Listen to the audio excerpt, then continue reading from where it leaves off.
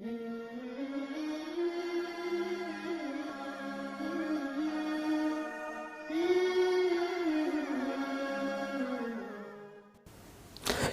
ماجہ میں آتا ہے، حضرت ابو درداء رضی اللہ تعالیٰ عنہ ارشاد فرماتے ہیں کہ جناب نبی کریم صلی اللہ علیہ وآلہ وسلم نے ارشاد فرمایا کہ جمعہ والے دن کثرت سے مجھ پر درود بھیجا کرو، اس لیے کہ جمعہ کا دن بڑا ہی برکتوں والا دن ہے، مبارک دن ہے۔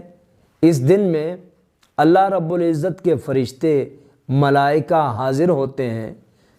پس جب تم میں سے کوئی شخص بھی مجھ پر درود شریف پڑھتا ہے تو اس کے فارغ ہوتے ہی درود شریف مجھ پر پیش کیا جاتا ہے۔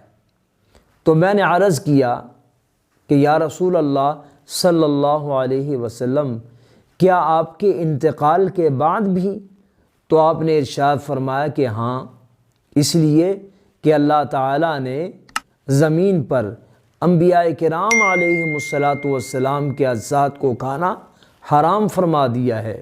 نبی اپنی قبر میں زندہ ہوتا ہے اور اس کو رزق بھی دیا جاتا ہے۔